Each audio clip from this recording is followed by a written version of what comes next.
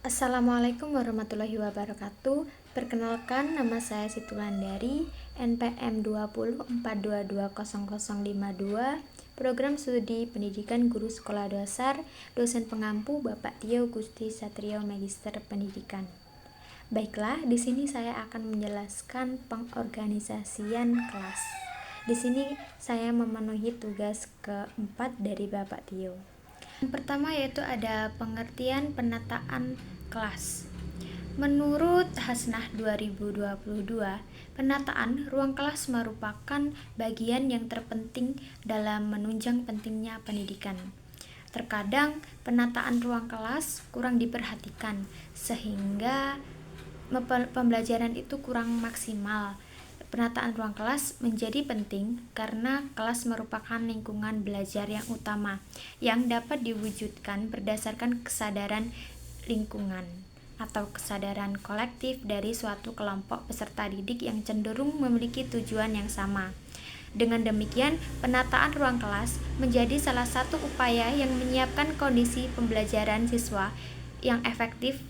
Selanjutnya yaitu ada pengertian pengorganisasian. Menurut Manda 2016, pengorganisasian adalah suatu pola hubungan-hubungan yang melalui orang-orang di bawah pengarahan manajer mengejar tujuan bersama. Yang kedua, menurut Siagian 1983, pengorganisasian adalah keseluruhan pengelompokan orang-orang, alat-alat, tugas, kewenangan, dan tanggung jawab sedemikian rupa sehingga tercipta suatu organisasi yang dapat digerakkan sebagai suatu kegiatan kesatuan yang telah ditetapkan.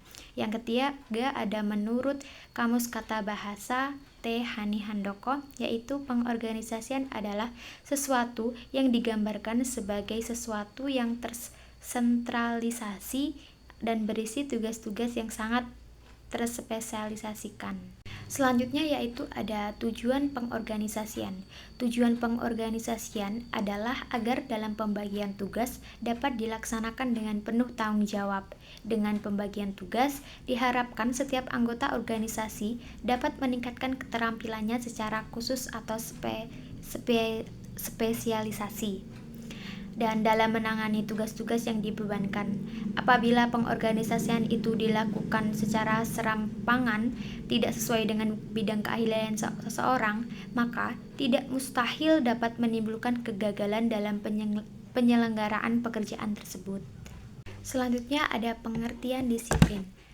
Pengertian disiplin diartikan sebagai keteraturan dalam hidup yang sesuai dengan peraturan yang sedang berlaku yang harus ditaati karena adanya kesepakatan yang sudah terjadi, yang harus dipatuhi oleh setiap orang yang berkepentingan menurut Aslamiyah dan kawan-kawan tahun 2022. Selanjutnya ada pengertian disiplin menurut para ahli. Yang pertama yaitu menurut Nurbaiti 2020. Kedisiplinan merupakan semua kebijakan yang telah ditetapkan sekolah sebagai pencegahan untuk siswa agar tidak melanggar terhadap peraturan yang telah ditetapkan sehingga akan terciptanya suasana belajar yang kondusif dan produktif. Yang kedua, menurut Masudi, yaitu disiplin merupakan kesadaran seseorang dalam mengerjakan sesuatu hal dengan tertib dan teratur, sesuai dengan kebijakan-kebijakan yang berlaku dengan penuh tanggung jawab. Yang ketiga yaitu menurut Suhardi, disiplin adalah suatu kondisi yang tercipta melalui proses latihan yang dikembangkan menjadi serangkaian tingkah laku. Dari pengertian para ahli tersebut dapat disimpulkan bahwa disiplin adalah suatu kegiatan yang dilakukan oleh setiap siswa di dalam kelas dengan mematuhi berbagai peraturan-peraturan yang telah dibuat dengan kesepakatan bersama untuk dipatuhi oleh setiap siswa yang ada di dalam kelas seperti siswa atau siswi serta guru yang mengajar di dalam kelas agar menciptakan suasana belajar yang kondusif. Selanjutnya ada pentingnya penanaman disiplin kelas. yaitu suasana belajar yang tenang di dalam kelas sangat penting dalam proses pembelajaran. Sebab dalam suasana yang kondusif ini, siswa atau siswi akan nyaman dan merasa aman ketika belajar di kelas, sehingga membuat peraturan-peraturan di dalam kelas yang dilakukan guru dengan siswa sangat dibutuhkan, sehingga terciptalah disiplin kelas yang dilakukan oleh setiap siswa. Karena sejatinya disiplin akan tercipta karena adanya peraturan-peraturan yang telah disepakati bersama. Dan dalam penanaman disiplin kelas ini, manfaat yang diperoleh tidak hanya hasil belajar yang berkualitas, tetapi penanaman disiplin kelas ini juga bertujuan untuk membentuk karakter siswa untuk berkepribadian yang santun serta sopan dan taat kepada aturan yang telah ditetapkan, serta dapat bertanggung jawab pada setiap tindakan yang ia lakukan. Maka dari itu, penanaman disiplin kepada peserta didik sangat amat penting untuk dilakukan kepada setiap peserta didik. Dalam prakteknya, disiplin kelas terbagi menjadi dua. Yang pertama yaitu disiplin kelas yang berasal dari kesadaran setiap siswa, dan yang kedua yaitu disiplin kelas yang timbul karena adanya paksaan dari pihak lain. Disiplin kelas yang berasal dari kesadaran setiap siswa itu maksudnya disiplin yang dilakukan oleh setiap siswa ini berasal dari kesadaran mereka untuk melakukannya tanpa perlu diingatkan oleh seorang guru.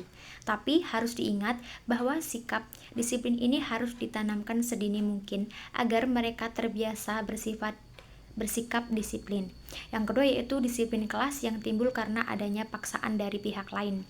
Maksudnya adalah siswa yang melakukan sikap disiplin ini sebab adanya paksaan dari guru maupun pihak-pihak lain, dan hal ini sangat berdampak negatif sebab menimbulkan perasaan tertekan pada diri siswa sehingga menyebabkan dirinya menjadi pemalu dan penakut.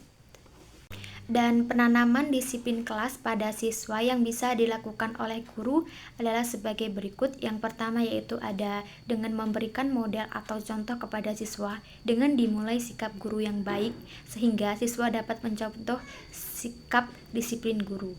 Yang kedua yaitu ada penerapan peraturan tata tertib yang nyaman serta fleksibel yang tidak membuat siswa tertekan dengan peraturan-peraturan yang berlaku. Yang ketiga yaitu ada ketika membuat peraturan tersebut harus disesuaikan dengan psikologi perkembangan anak. Yang keempat yaitu melibatkan peserta didik ketika membuat peraturan, seperti meminta pendapat peserta didik ketika membuat peraturan. Ini membuat siswa memiliki tanggung jawab agar ia melakukan sikap disiplin. Yang kelima yaitu guru sebaiknya memiliki hubungan sosial yang baik dengan peserta didik supaya menciptakan suasana kekeluargaan di dalam kelas, sehingga siswa tidak merasa keberatan ketika diperintahkan untuk bersifat disiplin. Yang terakhir yaitu memperlakukan wali murid sebagai mitra kerja. Demikian materi yang dapat saya sampaikan, lebih dan kurang saya mohon maaf dan kepada Allah saya mohon ampun. Saya akhiri, wassalamualaikum warahmatullahi wabarakatuh.